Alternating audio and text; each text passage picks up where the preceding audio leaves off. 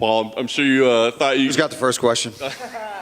Well done, sir. I'm sure you thought you were done with these, but obviously we appreciate you coming back here. But, I mean, you know, you've been talking about this for a long time, but now it's out there in the public, right? You made it. It's official. You said it. What's the feeling like right now? Is it like a load off, or does it feel weird? What's the emotion? Yeah, I think there's that monkey's off my back a little bit. I really waited until I knew. Like, I knew. You know, after the Hooker fight, it was kind of emotional, and I lost the fight. I'm far away from home. It was a struggle. But then I did find that fire again when I got the RDA fight, and I went back into camps. I was helping Sean Brady get ready for fights, and I was hitting pads, I was lifting again, I was doing all those things, and then just slowly over time, I just started drifting back towards doing my own thing and really just loving doing this triathlon stuff on my own, having time of seeing my daughter every day after school, dropping her off at school, training in my own, my own little pain cave at home in the garage and getting stuff done. I don't think I'm going to get to the belt. I think this is the first time where I finally really think, like, after those 2 losses in a row, watching guys like Jacare break their arm, watching guys like Cowboy fight 5 more fights past when I think they should, and I'm like, I'm not going to be that guy. I've said from the very beginning of this sport, I won't be that guy that fights past his expiration date, and I think it's here. And I think maybe it's a touch early, but I'd rather be a touch early than a touch late.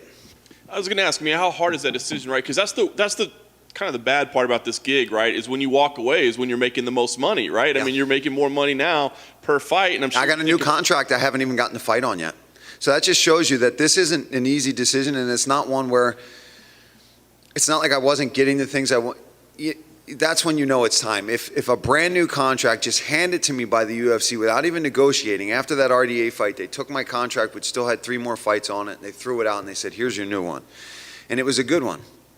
It's the one I've always wanted, or at least close to it. You know, obviously, if I keep winning fights, it'll get better. But who am I going to fight? Who am I going to fight right now? There's plenty of guys below me that are amazing. Islam Makhachev, Diego Fajeda, Gregor Gillespie. Yeah, they can probably beat me. I can probably beat them. I'm not excited about it. Tony Ferguson, 3-fight losing streak. Not excited about that.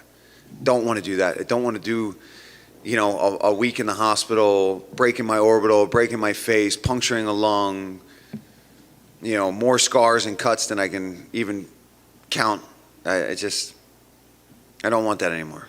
Do you know when the moment was that you actually decided, yes, that's it? Because, you mentioned some things that you've witnessed, but, you still have to make a final decision. When was it?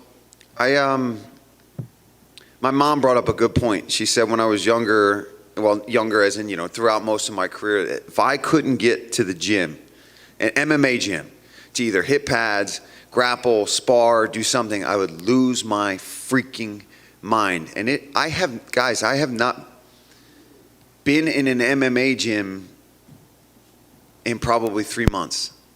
And then before that, it might have been 1 pad session where I did 5 rounds, and then it was like, I don't feel like doing this. So yeah, that spark that I need to fight, especially the way I fight, it just wasn't there anymore. And I was like, wow, you're right. If I'm not itching to even get to training and do this stuff, and I'm getting fight offers, and I'm just not. And the only reason it took this long is because I really gave everybody a chance to kind of convince me. And the UFC was really patient with me and really good with me. Sean Shelby called me several times, had a conversation with me to see where my head was at. And we had this conversation twice now recently, and then the second one I finally called him back the other day, and I was like, I'm retiring on Saturday. I'm done. Yeah. And I'm sure I'll be upset, and watching the highlights and stuff like that was getting me emotional. And I just can't believe it's been October of 2014. I still remember that week in Canada, Halifax, Canada, like it was yesterday. And, Danny Castillo knockout. And yeah, it's been good. But I said, if I'm not going to be the champion, if I'm not going to fight for that belt, then it's time to hang it up. And I don't see myself beating all these guys ahead of me. Well, I was going to say, so that's the interesting part, right? It sounds like you're really comfortable with the decision, but Charles Oliveira wins the title. Yeah. Is there any part of you that like the blood started flowing inside of you? Like, wait a minute. It didn't. And if you're the last guy to knock out the current champion and you're not, because it's not the same guy. He's a beast now. I'm not saying I couldn't potentially beat him. I still think to this day that there's not a guy on the roster that on any given day, I couldn't beat. But I just don't think I'm going to get the fights and then string together the wins that are going to get me the momentum to get to that fight when you've got the Poirier and the McGregor fight coming up. You've got Charles with the belt, and Chandler's still in the mix. Hooker doesn't have a fight right now. Makhachev is surging right now. I'm not going to beat all these guys, and one setback is just like, all right, that's it. I'm not going to get there. So I'll just hold on to that knockout of Charles Oliveira and get the hell out of here and be like, all right, yep, you're never getting that one back, buddy. I knocked your ass out, but now you're the champion and you look great doing it. And your teeth, they're fantastic. Where do I go to get them done? Last thing for me, I guess. So with this done, when's the first triathlon? It's June 6th. I'm peaking right now. I'm walking around at about 170 pounds. You know, after certain runs, I was 168 pounds. And my suits they don't fit me right now. June 6th, half Ironman distance. I did 12 miles this morning before the show at a 7:38 per mile pace for almost 12 miles. I mean, that's not where I want it to be. I want to get to the point where I'm competitive enough in that sport that I can win as an age grouper in my age group, which I would say is probably one of the more competitive age groups from 35 to 40.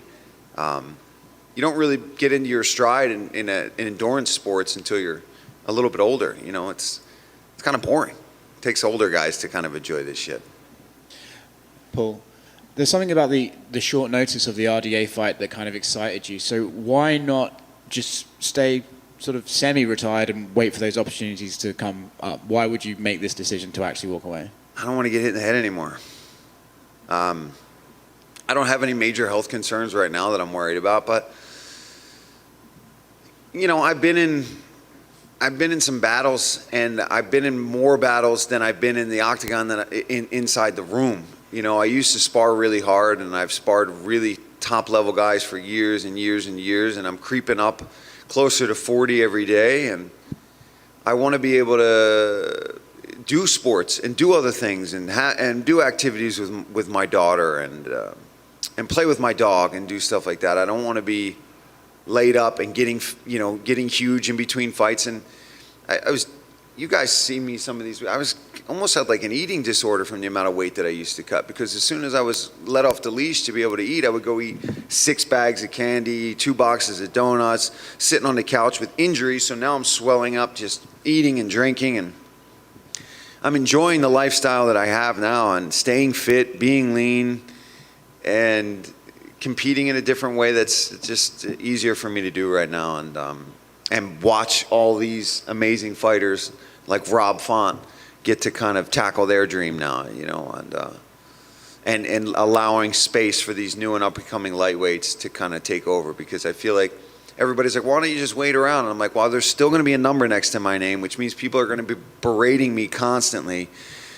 And I was getting so sick of being called a coward, being called afraid, ducking people, which everyone in this room knows goddamn well is not an ounce of truth in that. Did I turn down fights? Yeah, because I don't want to fight anymore, and I couldn't say that because I hadn't officially announced my retirement. So I got all these guys trying to fight me, and all these fans turning on me and telling me how much of a coward I am, when really in my mind it's because I know I'm not going to compete anymore. So that's why it was finally time to be like, all right, I got to clear the air. I got to let everyone know that this is how I feel. And yeah, it hasn't sunk in yet. I'm sure it will.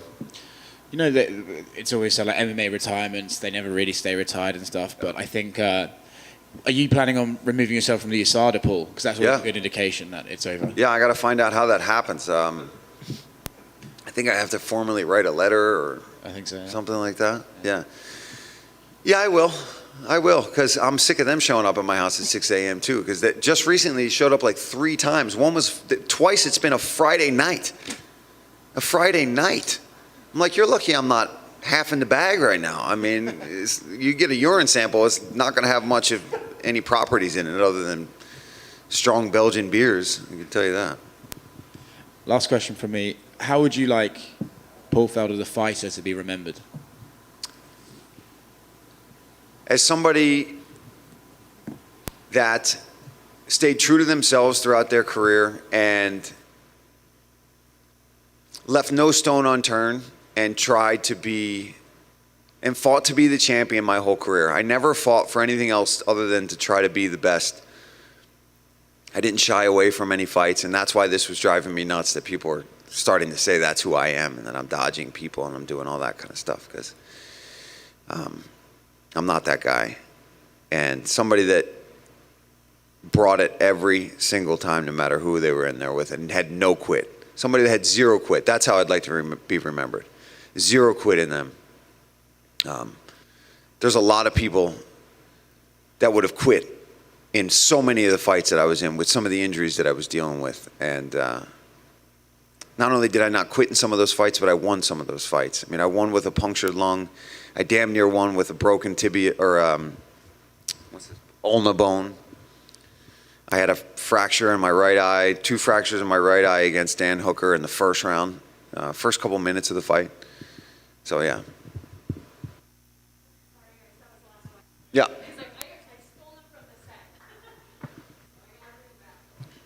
Peace out, guys. What's that? Yeah, maybe. Yeah, CFFC? Yeah. I was talking to Rob about showing up, so maybe I'll see you there. All right. I got to focus on the race, though, so I got to keep the beers, light beers, like Michelob Ultra. All right. I mean, Modelo.